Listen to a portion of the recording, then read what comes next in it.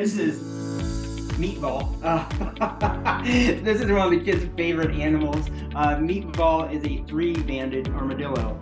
So like the pet beds that we have on there, he loves those. He goes crazy for them. They're a little pet cave. He climbs in there. That's his bed, and he hangs out in there. And he sleeps in there. He ends up tearing them to pieces because they have these big giant claws. But they use those claws to, dig into the dirt. But yeah, Meatball is kind of one of the local favorites. Kids all around here in Gretna and Douglas and Sarpy County know Meatball by name because he's visited their school or their birthday party. Kip, thank you for joining me for this Shop for Good episode where we talk about items that nonprofits like yourself need. So thanks for joining this conversation presented by Wells Fargo. Yeah, thank you for having us. We appreciate it. Kip, tell me about Wildlife Encounters. So Wildlife Encounters is a wildlife refuge based in Gretna. What we do, we provide a home for a lot of exotic animals, and a few of those animals become our ambassador animals. So they come out with us to schools and libraries and summer camps, helping teach people a little bit about wildlife conservation. Now you have items on your wish list that people can send as a donation. Tell me about some of those.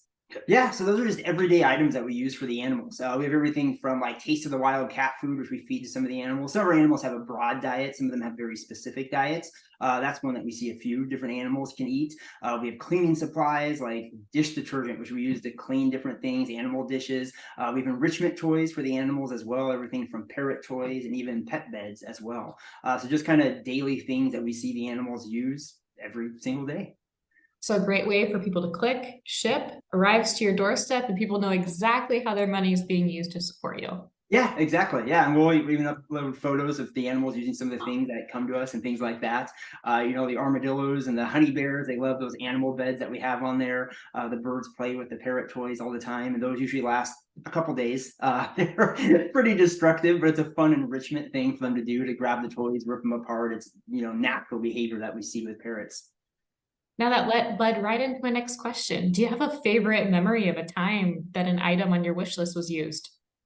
Yeah, we actually had this summer, we were in a summer camp and we had a honey bear. She had her favorite stuffed animal was a stuffed squirrel, and she was attached to it like all the time. And all the kids knew that, she was with this stuffed squirrel constantly. The honey bear carried around with them all the time. The kids would hold that while they played with the honey bear, and somehow it got lost. With camp, everything going on, it got misplaced somehow. We don't know where it went to this day. But one of our campers actually went out and bought one that evening and brought another one back for the honey bear to be able to play with.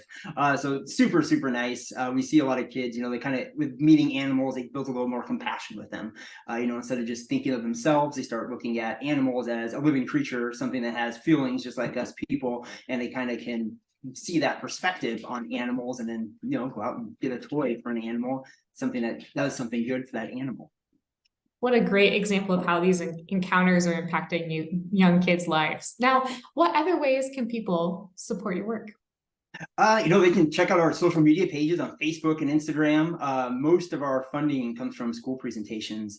So we actually visit the local schools to help teach kids about wildlife conservation. We do birthday parties as well to help educate people about animals. We visit summer camps. So if they're interested in having us come and visit, their school, their library, whatever it may be, let us know. They can check out our website, and all of our information's on there.